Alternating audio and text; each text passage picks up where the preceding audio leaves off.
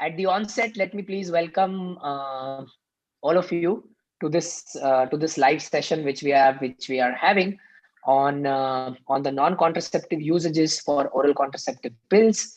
And today's session is going to be moderated by Dr. Swati Singh, who herself is a very well-known family physician who is practicing for a lot of years in Dombivli. So, Swati madam, hello, Hello, and yes, sir. thank you for monitoring this session right now.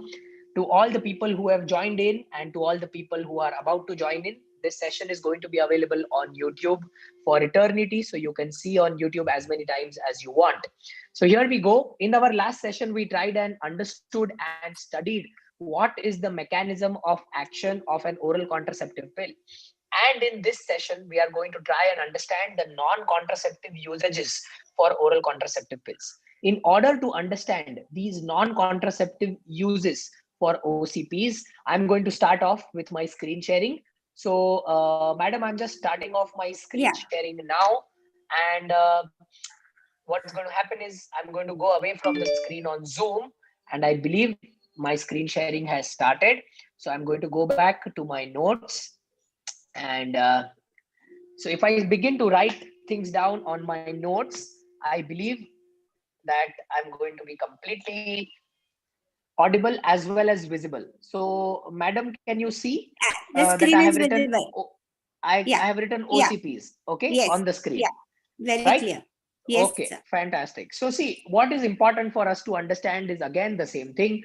I'm going to draw the hypothalamo pituitary ovarian axis. So this is the hypothalamus and the pituitary. Besides that is going to be the ovary. I'm going to draw the ovary as follicles, a dominant follicle, and then a corpus luteum. Okay, this is important for us to understand. And besides that, I'm going to draw the organ which we all like, or the only organ which we know, which is the uterus. Let's take it that way.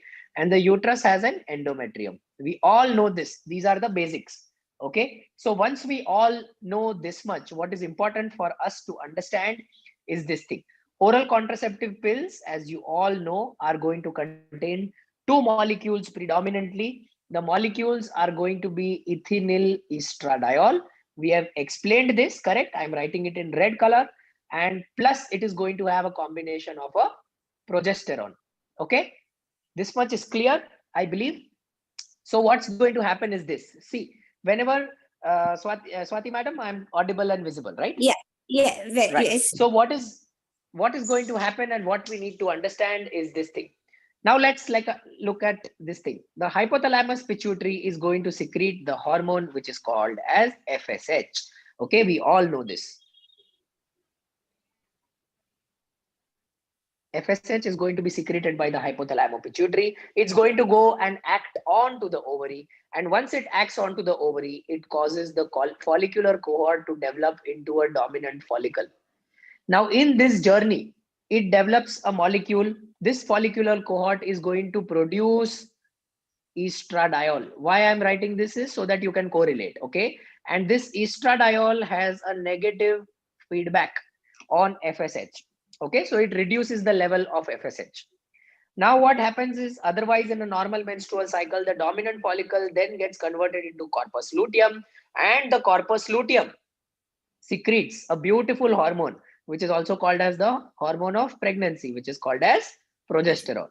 Okay, but in order for the dominant follicle to become a corpus luteum, it needs, along with FSH, the addition of one more hormone, which is LH. Okay, but remember one thing, that progesterone has a negative feedback effect on LH. So it's very simple to understand that hypothalamus secretes the FSH. FSH acts onto the ovary, develops a dominant follicle, which forms an estradiol, which has a negative feedback on FSH. Along with FSH plus LH, the dominant follicle is going to rupture and become a corpus luteum, and corpus luteum secretes progesterone, and then progesterone has a negative feedback mechanism on LH. So what does it help us in understanding that ethinyl estradiol plus progesterone combination is going to cause, as an OCP, it is going to have a negative feedback mechanism on FSH and LH. Okay, so it is going to reduce the values of FSH and LH, and predominantly what we are interested is in LH suppression.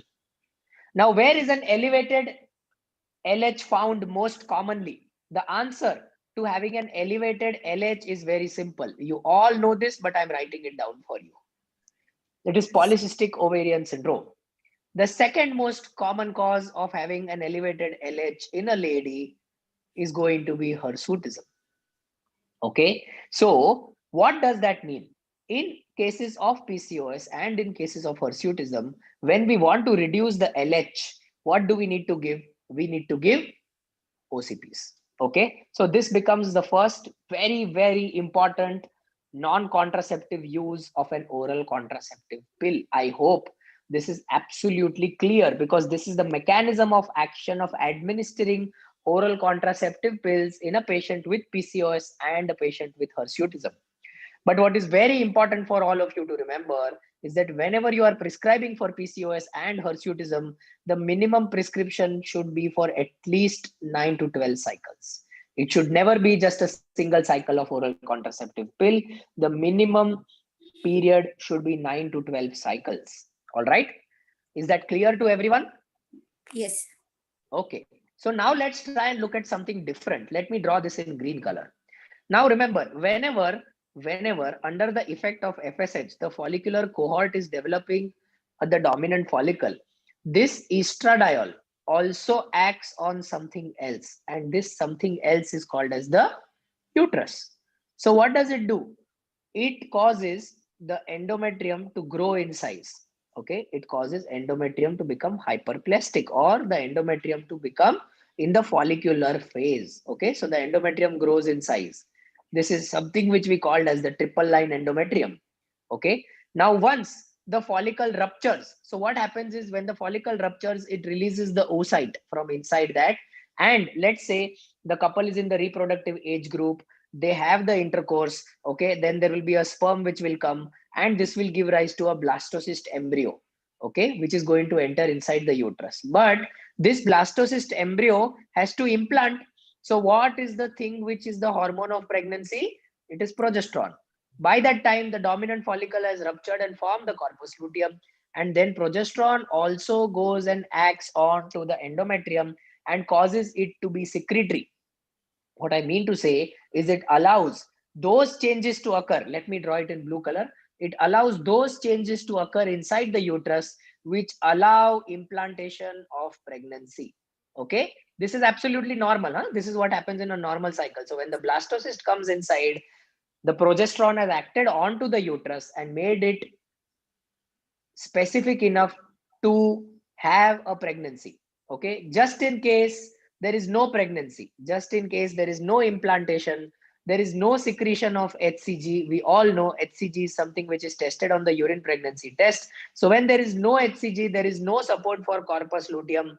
The corpus luteum completely disintegrates. Because it disintegrates, progesterone goes off. Because progesterone goes off, the negative feedback on FSH and LH is lifted, and the lady gets back inside the menstrual cycle again. Okay, in this entire 1 minute, I have explained the entire menstrual cycle to all the family physicians. I hope they've understood. Okay, so what is important? Now let's assume you are giving continuous ethinyl estradiol along with progesterone. So what happens? When you give this in a continuous manner, it helps in the first and the foremost important thing. And I think everyone will know this. Regular menses. There are a lot of women, especially in the reproductive age group, as well as in the late reproductive age group, who come to you with complaints of having irregular menses. Now, one of the most important things which helps in regularizing the menses is obviously going to be the OCPs, because apart from acting on the ovary, it also acts on the uterus and helps in regularizing the menses. The other advantage which OCPs offer is in controlling something called as heavy menstrual bleeding. Correct? This is a very common complaint which women will come to family physicians with. I believe, Dr. Swati, it's Yes. very common for family Very physicians to common. see patients with menorrhagia. Okay. Yeah. And the commonest thing which family physicians write for menorrhagia is this. They write Trapic, okay, and they write ethamsilate. Okay. Now remember, these agents are not as good as the OCPs. The reason is because in presence of oral contraceptive pills, you have a beautiful controlled exposure over the endometrial lining. And when you have a controlled exposure over the endometrial lining, especially heavy menstrual bleeding, which is related to endometrial factors, okay, or ovulatory factors, or other non-specific factors, okay, that is going to be very, very, very well taken care of by the oral contraceptive pills, because the oral contraceptive pills also have an action on the uterus. Okay, I hope this thing is very clear. Yes, sir. Now, sometimes you will also note that women are presenting to you with something called as dysmenorrhea. Okay, dysmenorrhea is all but painful menses. Okay, this is a very common complaint. Remember one thing: in cases of dysmenorrhea, if the lady is young, you are supposed to think of endometriosis. But if the lady is slightly in the elderly age group, then you are supposed to rule out adenomyosis. Now, in both these situations, continuous use of OCP. Okay, continuous use of OCP. Normally, what we do is we give OCPs for 21 days and then we ask the lady to take 7-day break. Okay, but in these situations, continuous use of OCPs, that means OCPs given without a break, are going to benefit in temporarily controlling. I repeat the word, in temporarily managing these problems, that is in temporarily managing the dysmenorrhea, which occurs either due to endometriosis or due to adenomyosis. Okay, I hope this much is very, very clear to all of you. Okay, but remember, before I try to switch out from screen sharing, let me explain that oral contraceptive pills, because of having ethinyl estradiol and progesterone, and because of the entire endocrinology which I just explained to you, is going to have benefit in PCOS, in hirsutism, in regularizing the menses, in heavy menstrual bleeding, as well as in patients with dysmenorrhea when it is used very correctly. Okay, Dr. Swati, is this much clear to everyone? Very clear. Very clear. Yeah.